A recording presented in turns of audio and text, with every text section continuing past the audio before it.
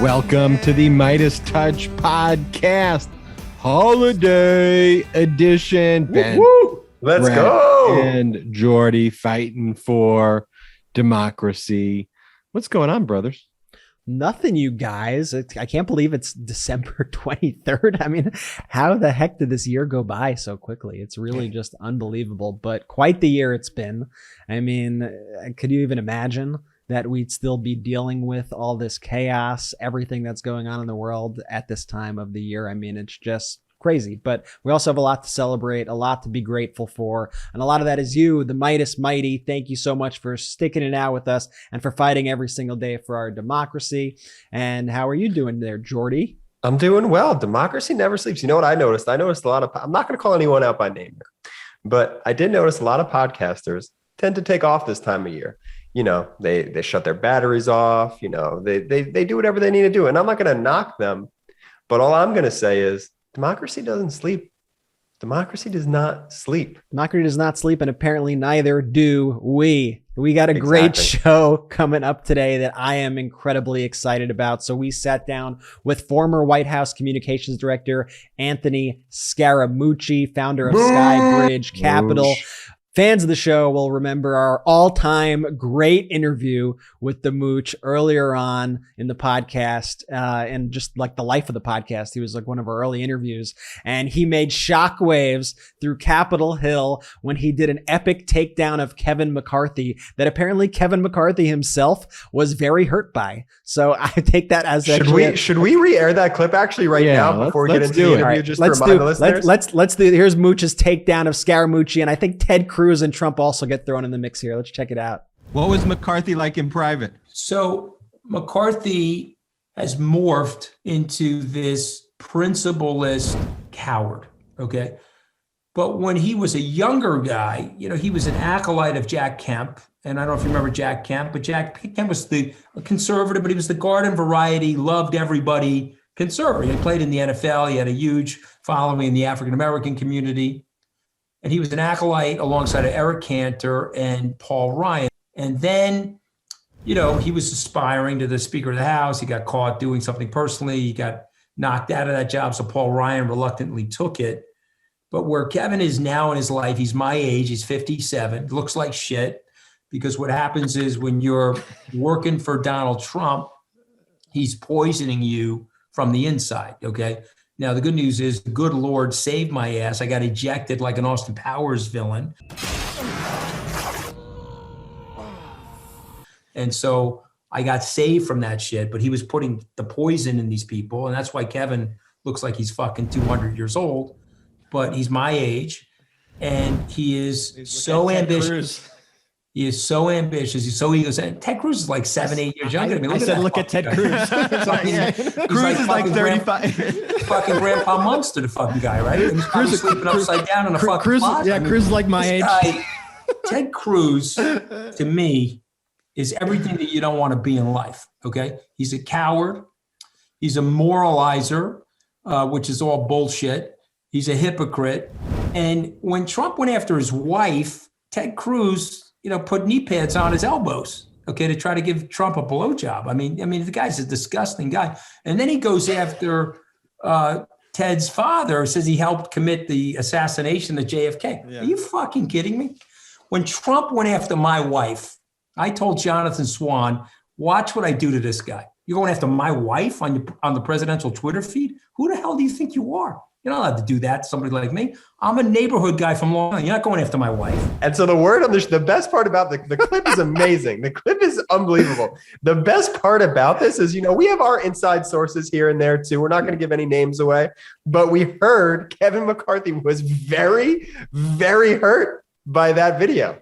Well, it's Kevin McCarthy deserves every bit of it. He is horrific. He's totally appealed to the domestic terrorist wing of the Republican Party and decided that that's going to be his way forward. You know, he really doesn't care about American democracy. He doesn't care about America. He just cares about his own power. So whatever little bit we could do to hurt Kevin's feelings, I take that as a big win. Now, I am just incredibly excited to get into the interview here. Mooch's updated thoughts on Mooch, get Mooch's take on what's going on with everything from Build Back Back Better to Trump to DeSantis to DOJ prosecutions of the January 6th insurrectionists and more. So first, let's hear a quick word from our sponsor, and then we're going to go into a brand new, hot out the oven, fresh interview with the one and only Anthony Scaramucci. Mooch! Today's program is brought to you by Soul, the sustainable orthopedic footwear company that seeks to bring peace where the ground meets your feet. What's a footbed? Insole, insert, orthotic? Why are orthotics so expensive? What's the fuss anyway? Well, 85% of the population will have one or more foot-related ailments in their lifetime. Plantar fasciitis, a couple other really big medical terms that I can't really pronounce right now. You were going for it, though. You went for it, Jordy. I did give it a shot. Shin splints and a lot of these other unsexy ailments can be helped with a footbed. Soul has created a foot bed as in a great place to rest your soul that is affordable, customizable, and improves people's everyday foot comfort. Millions of customers rave about this product, and 2/3 of Soul customers have 2 or more pairs of footbeds. That's a lot. Once you know the comfort, pain relief, performance enhancement, and injury prevention benefits of Soul footbeds, you'll want them in every shoe you own. What's more is Soul created its own recycling program, Recork, to collect and upcycle used wine corks to make its products. So far, Recork has collected over 125 million wine stoppers, that get grounded down and reused into the company's own footbeds and shoes. Guys, circularity exists. Soul has an amazing offer for first-time customers of 50% off through yoursoul.com/Meidas, so you can try Soul for yourself. Promo code is Meidas. We're so confident that you'll love this that we'll also offer a 90-day money-back guarantee. Very hard to go wrong, folks. The MeidasTouch offer is applicable to all items on the Soul store, be it footbeds or footwear. So go to yoursoul.com/Meidas. That's YOURSOLE.com/MEIDAS. So you can try Soul for yourself. Promo code Meidas. And now back to the show. Welcome to the MeidasTouch podcast. Guess who we got? We got Anthony Scaramucci, the Mooch alert. Some Strong Island stuff going on here, right? Basically, right? By the way, when did you realize that there were other people on planet Earth besides Jews and Italians? Okay, I think it was me. It was like 1983. But when did you guys realize it? I remember the day. It was 2004. Yeah. 2004. Yeah, right. You somehow crossed one of these bridges and you were like in another world, right? But on Long Island, it's like Jews and Italians, right? A lot of similarities between the two cultures. Amen. Absolutely, but Italians have better food. I couldn't agree with you more, but it's all good stuff. Merry Christmas, Happy Hanukkah. Thank you again for inviting me back. Mooch, you made quite the appearance on the last MeidasTouch podcast. You went off on Kevin McCarthy. I hear he was not too pleased about what you had to say with him. Did you get some feedback from him? Oh, I got feedback generally from people on the Hill that were just buzzing that all he's been talking about was your rant against him on the MeidasTouch podcast. And he was like, fucking Mooch. Yeah, because he knows. Look, I know Kevin a long time, okay? He knows, okay? He knows what he's doing is the wrong thing, okay? And that's what's upsetting about it, because he's a very, very smart guy, right? Are we gonna talk about DeSantis at some point too? Right after this. We're going to talk about Ron DeSantis, okay, with the scimitar and the skull and crossbones, okay, trying to kill everybody in Florida. But let's talk about Kevin McCarthy for a second, because Kevin's a very, very intuitive, got great political instincts guy.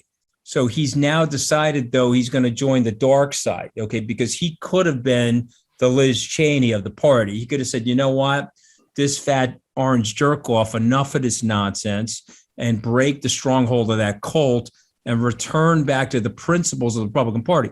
You guys may not like the Republican Party, or you like the party, it doesn't matter. The Republican Party is necessary in its old constituted form.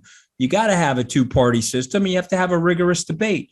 But you got a bunch of guys that decided that they're going to go off the reservation into the personality cult land, or the cult of personality land, And Kevin's one of them. And he knows it's terrible.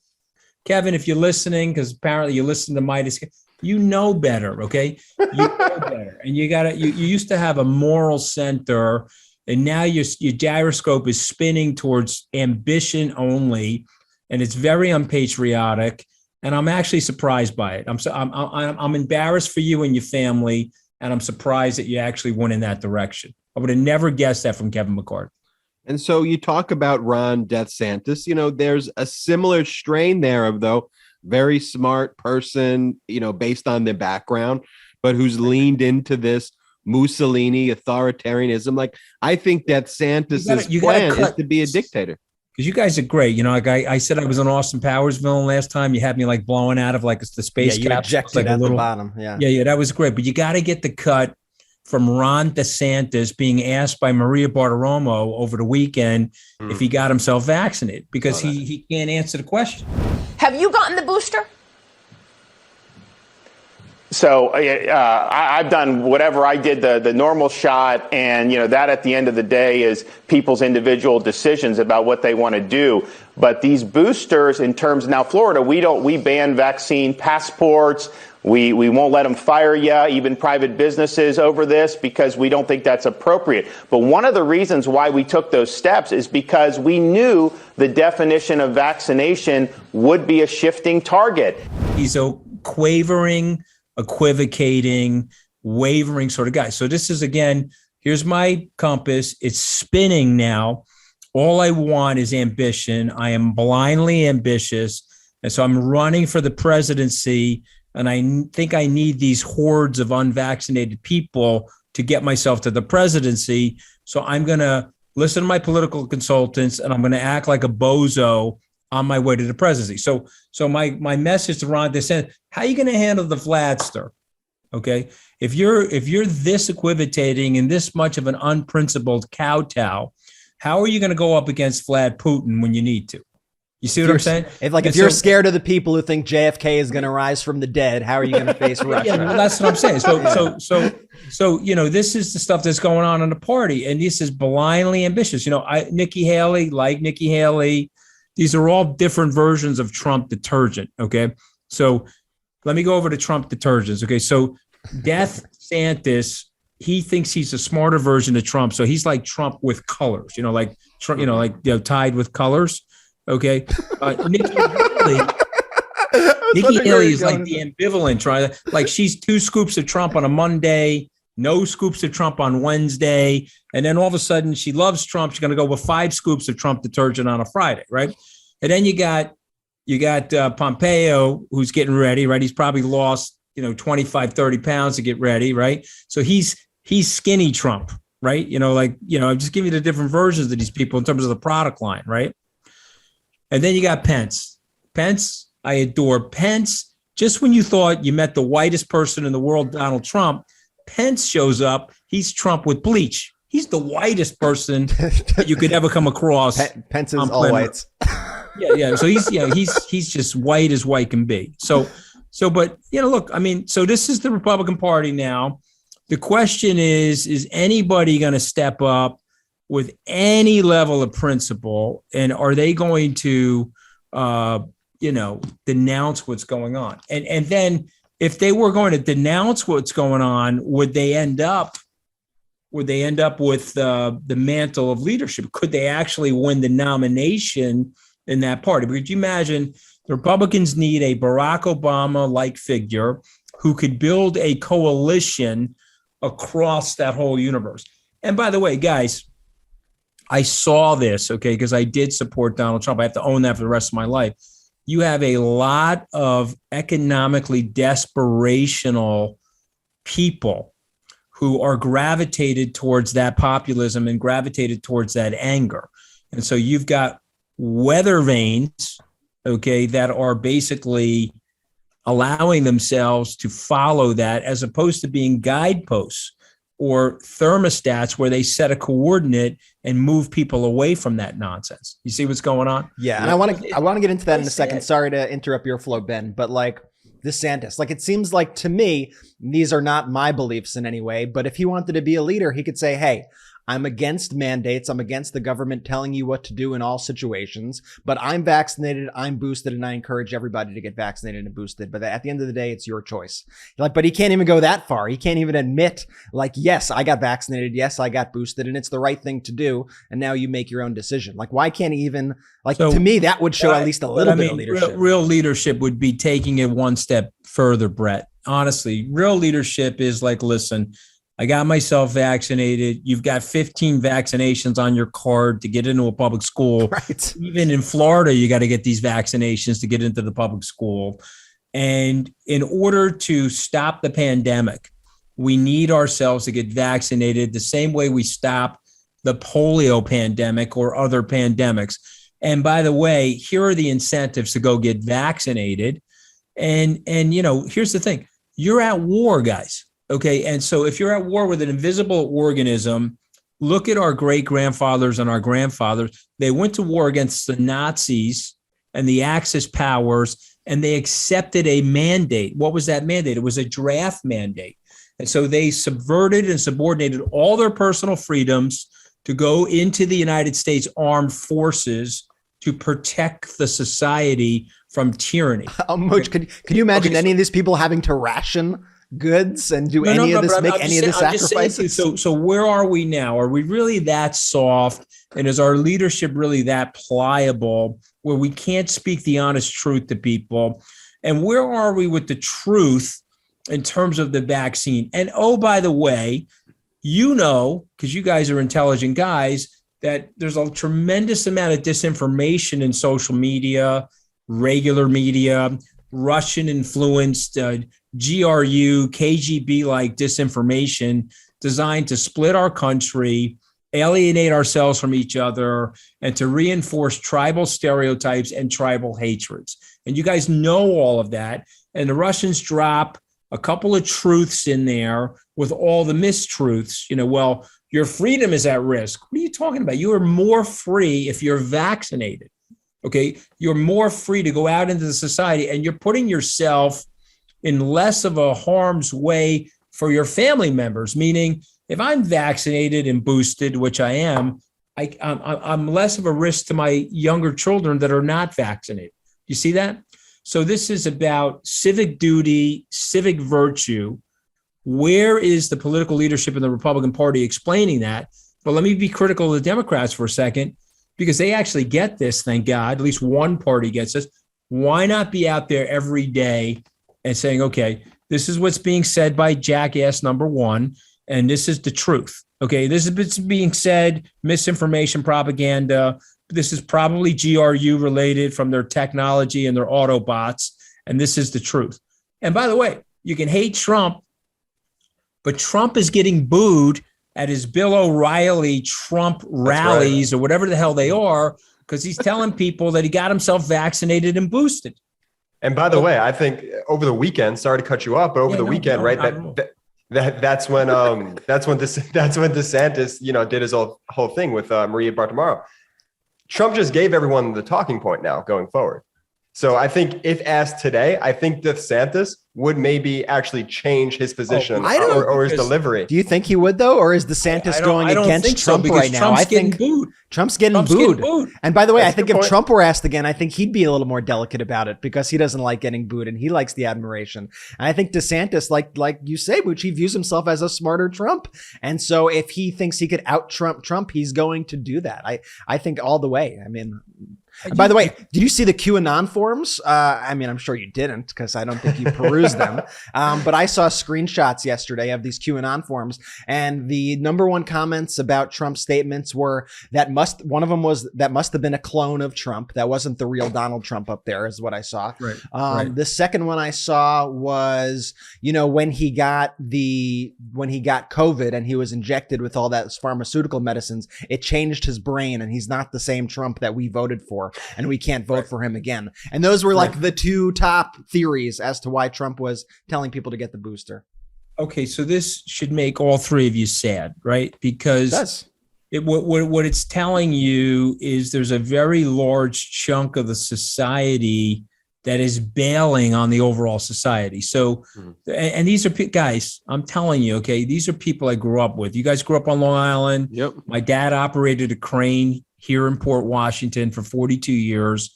I got cousins of mine that are clamming out here on Long Island. They're putting in auto glass.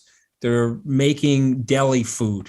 Okay. Yep. And these guys, but for me, they're not getting themselves vaxxed because they're pissed. They're pissed at the establishment. They're pissed at the political establishment, the medical establishment. Why are they pissed?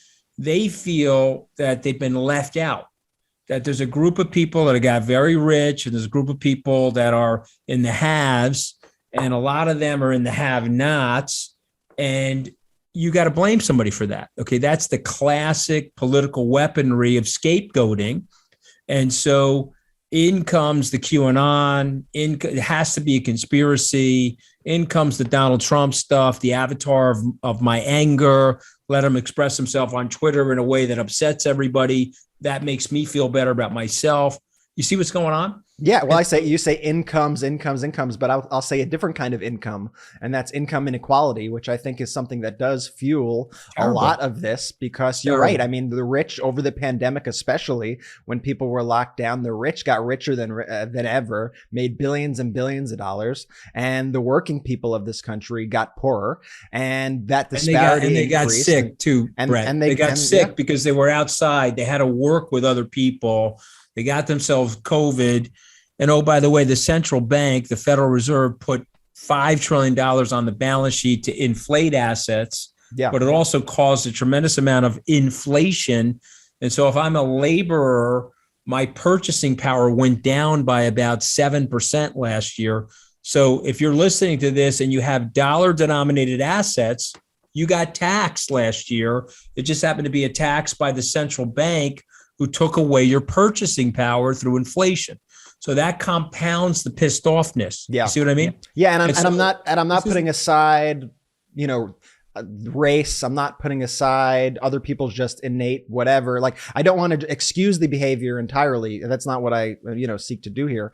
But I think we have to acknowledge that there is this income inequality in this country, which is fueling this anger at the establishment. And it's why people throughout history have turned to dictators. It's why people have turned to Hitlers to save them. It's why people turn to people like Trump. It has nothing to do with anything other than fuck the establishment. Like you said, they're just pissed off. So imagine a leader like Kevin McCarthy literally explaining this to people and literally saying, okay, listen, through our policies or our mistakes that we made, we left this very large batch of people out. And we are now going to forget about left or right. Let's just focus on what's right or wrong for these people. I'm going to work with Chuck Schumer. I'm going to work with Nancy Pelosi, and we're going to get this right for this group of people so that they can come back into the establishment. You see, they broke off because they went from economically aspirational blue collar people to economically desperational. And I recognize that, and I'm here, I'm about to become the Speaker of the House. I am going to create policies in a bipartisan way to bring the country together. Okay, but that's not what they're doing. Okay, what they're doing is let's use the tribalism as a weapon. And oh, by the way, since our ideas now suck and they're outdated, let's stay with the ideas, but let's just not count the votes of the people that are voting against our ideas.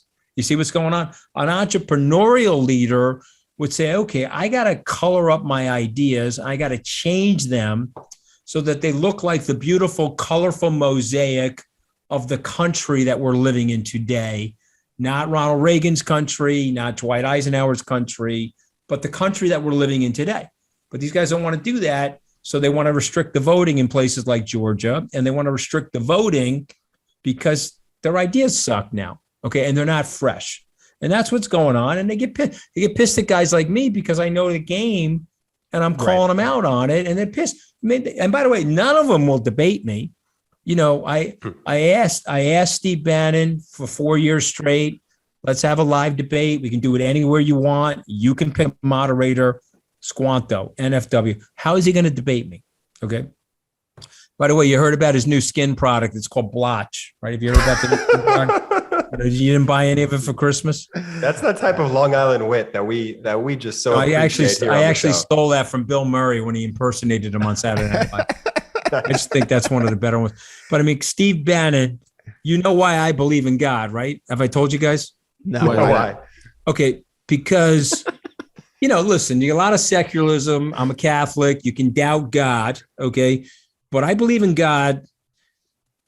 Let's just talk about Bannon for a second. He's very smart. He's well-read. If you don't see him, he's very charismatic. He knows how to draw people in. But I'm absolutely convinced that God made him so motherfucking ugly to save the civilization from Steve Bannon, right? So when I'm thinking, oh, geez, man, I'm losing my faith in God, I take a look at Steve Bannon in the contemporary hobo fashion. Just a quick Steve Bannon Google search. Anytime you're feeling down. The alcoholic rotting nose. And I'm like, this is effing great. There's got to be a God. So just remember, when you're doubting God, have that as a visual. There you have it.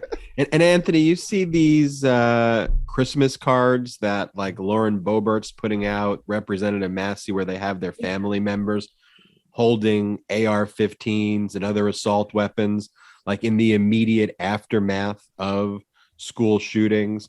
I mean, don't you think Democrats and just everybody, just people who care about safety and security, should just be out there every single day just messaging how ridiculous that is and how offensive it is in the society for the Second Amendment, which is an important amendment, though, to be perverted in such a way to fetishize assault weapons and really promote school shootings?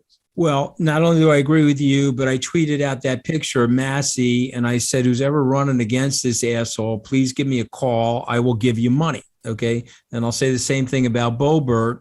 And because, again, remember, the priorities for us have to be the democracy. Yep. The priorities for us have to be what is right or wrong. Okay. Not the ideology. And so, again, you can like or dislike Liz Cheney, but I have an enormous amount of respect for Liz Cheney because Absolutely. She went against the party. They ousted her from her leadership position, but she's like, are you guys kidding me? You had a subversion of the democracy and a potential insurrection. And again, since we started out with Kevin McCarthy, go to Kevin's speech right after the insurrection happened and the anger that he was exemplifying related to Donald Trump. And then 2 minutes later, he's down in Mar-a-Lago kissing his you-know-what, okay? And it's just reprehensible. And so you got to just look at her and say, okay, I may not like her views, or I may like her views, but I do love the fact that she is prioritizing the democracy and the integrity of the republic over the party. Okay, just imagine if we didn't have people like Liz Cheney, how bad this would be. Or imagine, what are you doing, Brett? You putting deodorant on? Brett, what's going on? My camera got disconnected. But you're not going to just even acknowledge it mid-interview that you're like getting naked while you're interviewing. No, I'm putting my mic back on. No, you're in the middle of a show. I'm not going to acknowledge the technical issues. I didn't realize this was the Magic Mike show with the Miselas. I didn't realize that. Unbelievable, you guys. For all those listening, Brett just did a live wardrobe change. I didn't do a wardrobe change. My camera shut off, and so I was trying to fix it. There it goes again. All right. Well, we don't really need you, Brett. I mean, sorry. You guys take it. Sorry, anyway, Butch, look. I don't want to go off on a tangent, but I'm just saying to you, imagine clear speaking, principle-based leadership. How much better the country would be doing. Imagine if these guys had got themselves vaccinated and every one of their family members vaccinated. Right? You got the goon, Ted Grandpa Munster Cruz going after Big Bird, right? But imagine if he was like, hey, you know what? This is an international calamity and it's a national calamity. We're at 61.4% fully vaccinated. If we can get to 91%, we'll have herd immunity. We'll burn out the virus. That means more political freedom, more economic freedom, more ability to get the economy going again.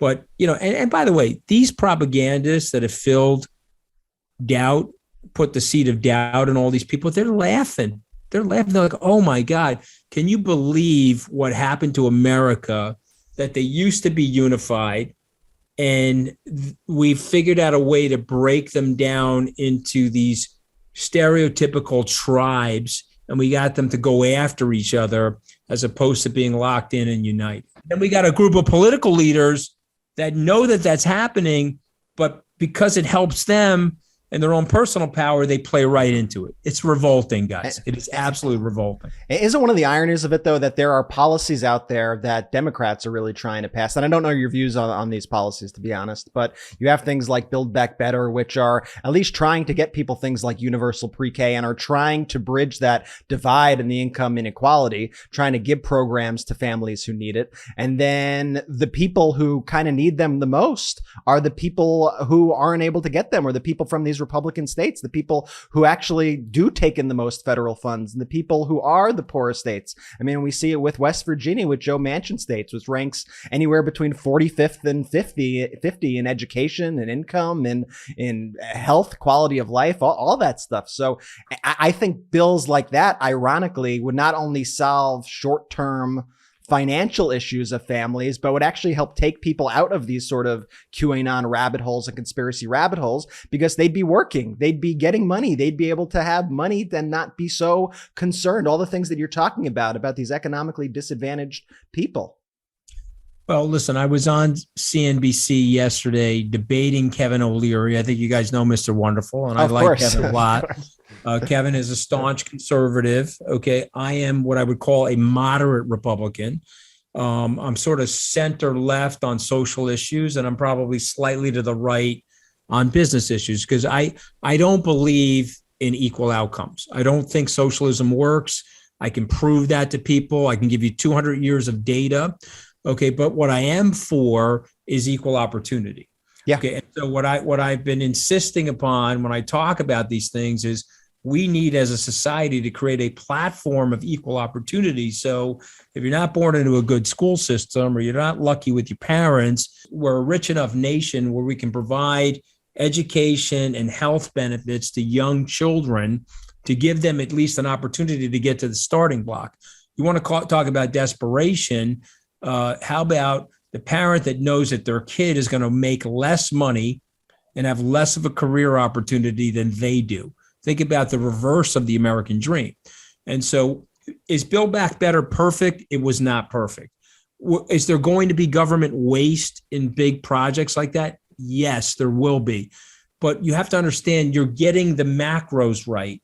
And when you're getting the macros right as it relates to childcare, child education, handling environmental issues, which unfortunately we have to handle, okay, you got to go with big programs like that. And I remind all my elitist friends, okay, they are direct beneficiaries of government programs. You want to talk about a government program? How about a $5 trillion expansion in the Federal Reserve's balance sheet over the last 21 months? $5 trillion, which made the top 15 people $1 trillion in terms of the expansion of their stock market growth. And so you want to talk about elitism? We're bailing out banks. We're bailing out big businesses. We're offering big businesses all these tax incentives and benefits. So you mean to tell me we're going to spend $900 million on the military, but Build Back Better, which is about $300 billion a year, we can't put that together to help the domestic strife that's going on in the country? Oh, but the deficit. Oh, but the deficit. Okay. Well, then, guys, don't be hypocrites, because you spent $8 trillion under Donald Trump very freely, very willingly. Yep. You passed a 2017 tax cut, Build Back Better like macros. What are you guys doing? You know, why not have a 25-year plan to fix all of these things? And remember, and let me just finish on this one note. Yeah. We are so much better when our government is intersecting with the private sector and helping. Think of the GI Bill. Think of the space program. Think of the U.S. highway, the interstate highway program under Dwight Eisenhower. All of those things helped expand the base of jobs and the private sector. So yes, I agree with the Build Back Better in its macro form. Is there going to be waste in there, Brett? Yes. What isn't, right? What is, we're not going to get a perfect bill in Washington or anywhere. There hasn't been a Pentagon audit in I don't know, since the existence of the Pentagon. Okay. Yeah, so and like nearly the entire Senate voted for $768 billion in defense. I just don't know are we speaking with Anthony Scaramucci or are we speaking with Bernie Sanders here? It's hard to tell. No. You see, the thing is, this is the thing that bothers everybody. Bernie Sanders is actually right about a few things. Okay. And it bothers everybody. And that's too bad. You know, I'll call a spade a spade. The income inequality and the way we're set up now as a society is very, very dangerous. Okay. You know, you got guys like here. Okay.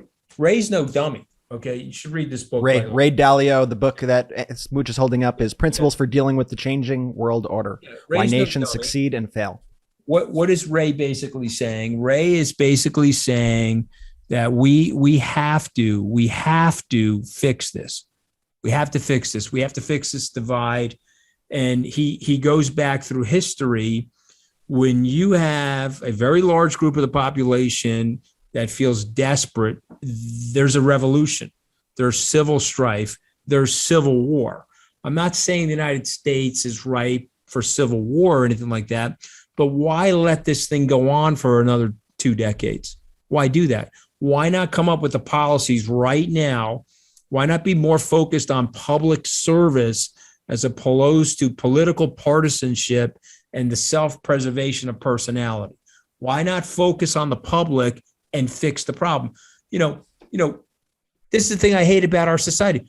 Kevin McCarthy may be right about a few things. Let's look at what they are. But so is Bernie Sanders.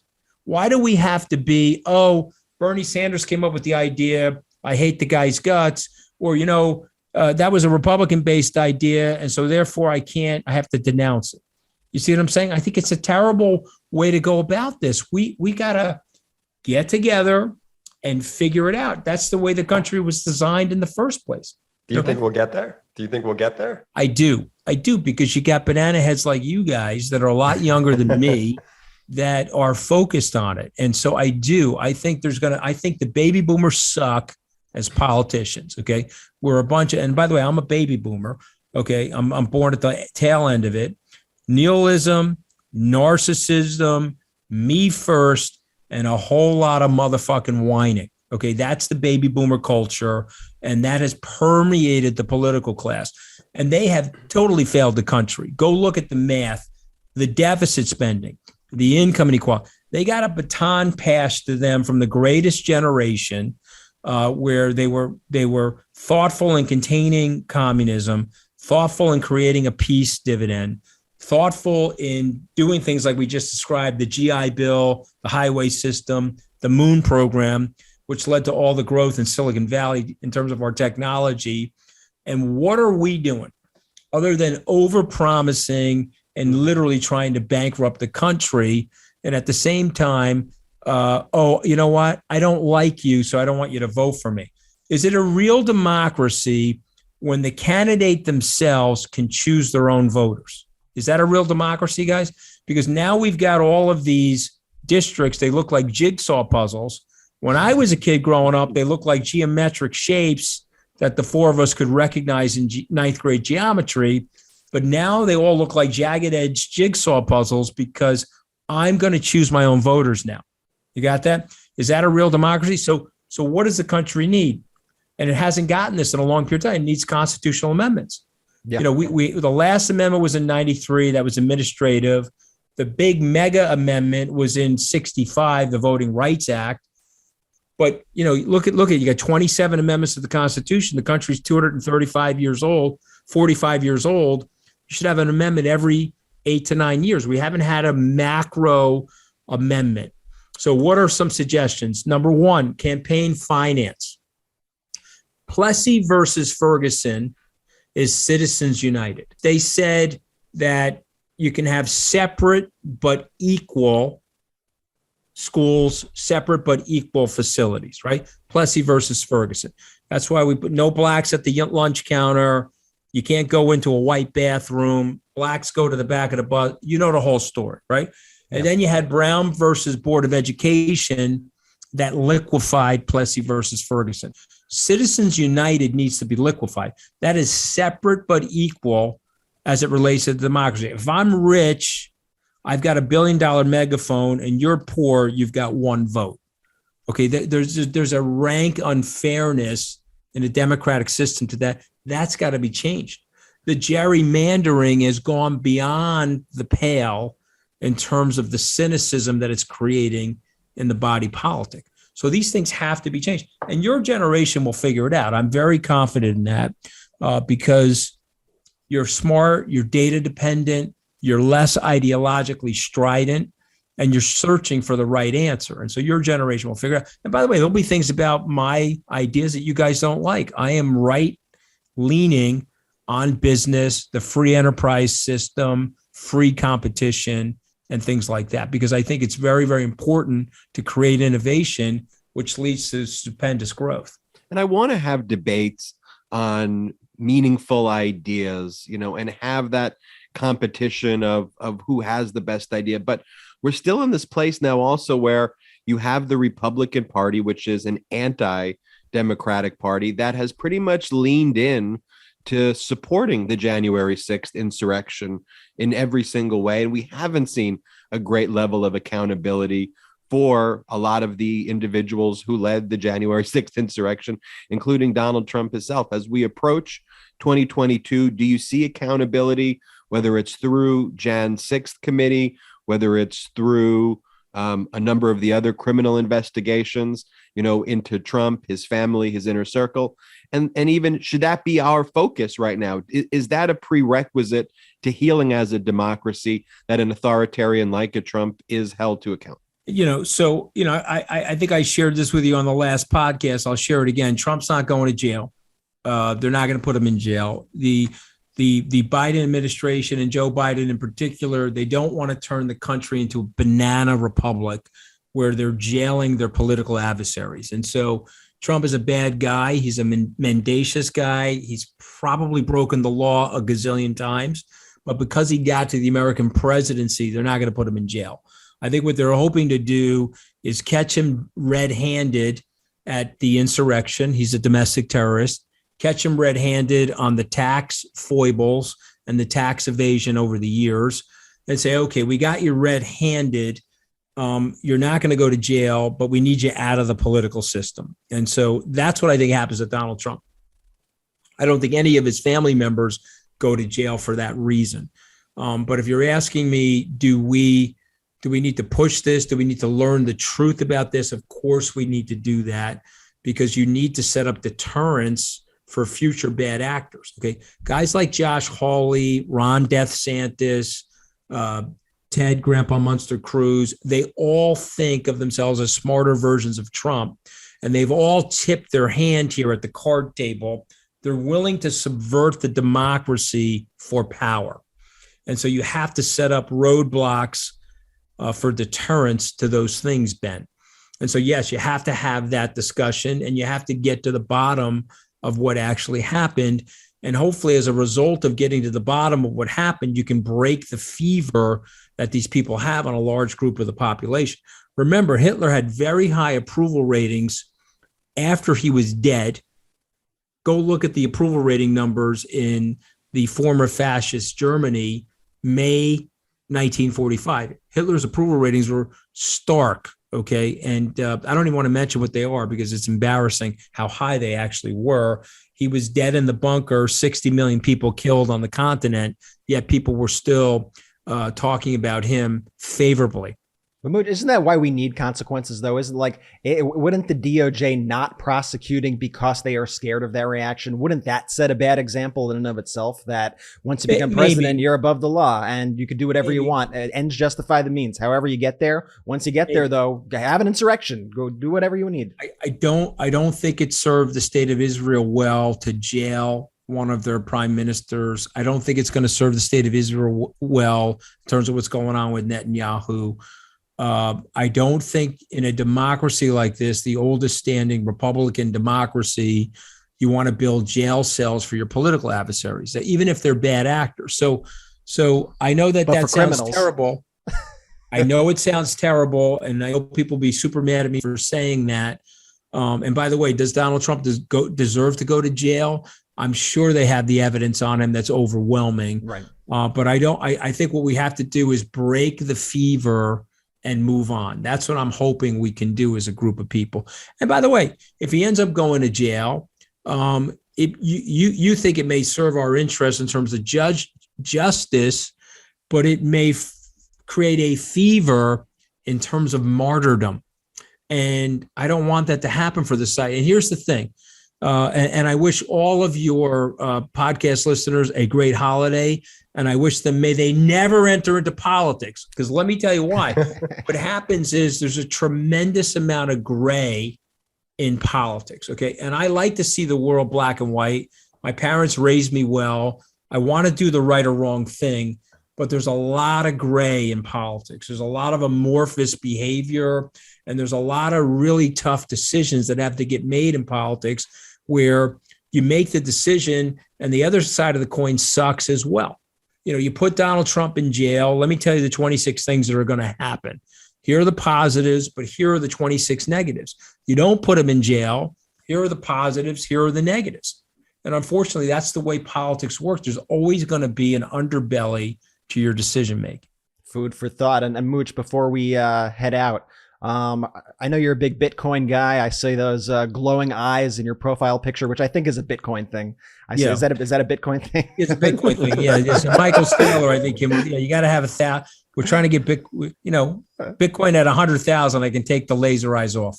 Okay, laser eyes off. I thought we were getting there by the end of the year, but I bet you we get there by June of next year. Now, it's just timing more than anything else. The demand is there. It's just there's a lot of volatility.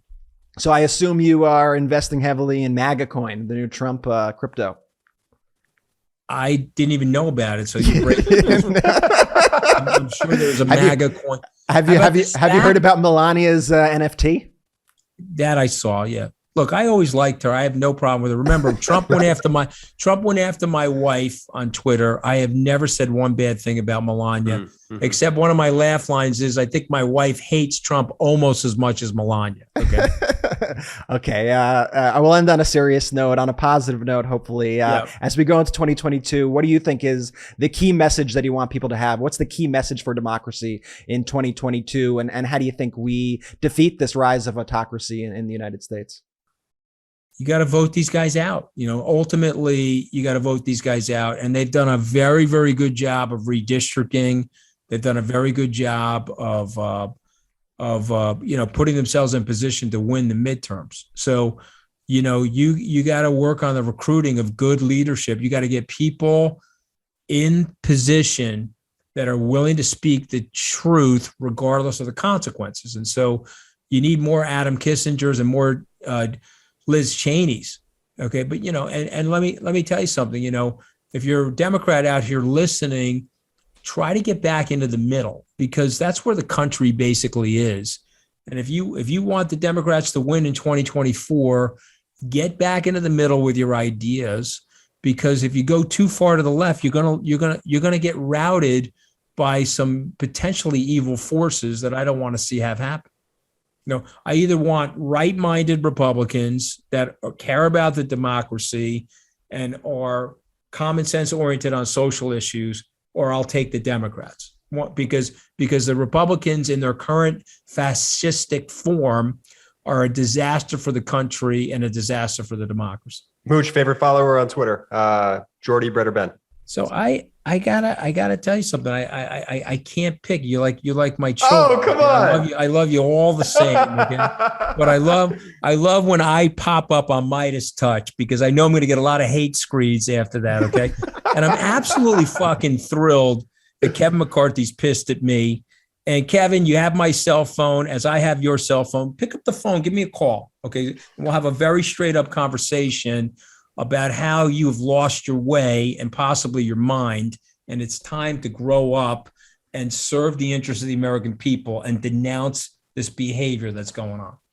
Anthony Scaramucci, thanks so much for joining us on the MeidasTouch podcast. Guys. Have a great day. All right. Love you guys. Merry Christmas. Happy Thank you for your time. It means a lot to us. We really appreciate you. What's up, Midas Mighty? Our next partner has a product that I literally use every single day. So I started taking Athletic Greens because my mornings are just so hectic. There's never enough time in the day. And I always wake up just so exhausted and I have so many things to do. So what I do is I start my day with a scoop of Athletic Greens. It gets me up, it gets me running, it brings clarity. You know, you ever have like a brain fog feeling? I know I often get that brain fog feeling, that inability to really even like think and process information. Athletic Greens really helps me in those moments and provides a lot of clarity that I need to do the work that I do. So what is Athletic Greens anyway? Well, with one delicious scoop of Athletic Greens, you're absorbing 75 high quality vitamins, minerals, whole food source superfoods, probiotics, and adaptogens to help you start your day right. This special blend of ingredients supports your gut health, your nervous system, your immune system, your energy, recovery, focus, aging, all of the things. So one thing I love about it also, and why I like recommending it to so many people, is it's lifestyle friendly. So whether you eat keto, paleo, vegan, dairy free, or gluten free, you can have Athletic Greens. And tons of people take some kind of multivitamin. Well, it's important that you choose one with high quality ingredients that your body will actually absorb. And it costs less than $3 a day. So you're investing in your health, and it's cheaper than your cold brew habit, which I definitely have to kick. And right now, it's time to reclaim your health and arm your immune system with convenient daily nutrition, especially heading into the flu and cold season. It's just one scoop in a cup of water every day. That's it. No need for a million different pills and supplements to look out for your health. I know so many people, I used to have like these just packages of these pills to take every single day, but now I know I get all the nutrients I need in one glass of Athletic Greens. To make it easy, Athletic Greens is going to give you a free 1-year supply of immune supporting vitamin D and 5 free travel packs with your first purchase. And all you got to do is visit athleticgreens.com/Midas. Again, that's athleticgreens.com/MEIDAS to take ownership over your health and pick up the ultimate daily nutritional insurance. And now back to the MeidasTouch podcast. That might rival our first interview with Mooch. I mean, that was, a lot of great insight from Mooch there. I hope everybody here enjoyed it. What do you guys think, huh? I love talking to fellow Long Island guys. It's just funny, man, because anytime he jumps on, it's there's a sense of community there, and it's very funny. It is funny. It's like we've known the guy our whole lives, even though we clearly don't. Exactly. But no, Mooch, I think he has a lot of good points, and I think he's somebody who gets it and who's worth listening to. And maybe he'll start investing in that MAGA coin after that interview. I don't think that's going to happen. But here's what I want to say about Scaramucci: the way he frames his arguments, he is just so incredibly sophisticated. And you really have to re-listen to the interview multiple times, I think, to kind of fully appreciate all the information that he unpacks, how he unpacks it. And so I really, even when I'm listening to him, and I like to think that, I'm quick on my feet in a lot of settings, but, Scaramucci is like a true Jedi of communications. He's bright. Of strategic communications. And for Ben, whose nickname as a lawyer has been Young Jedi, it's quite the honor to bestow on somebody else, Ben, for you to call somebody a Jedi. I have Ben in my phone book as Young Jedi. I would say this about Scaramucci, though. If you go through the way he even presents arguments, conceding vulnerabilities in some of his arguments, recognizing alternative perspectives.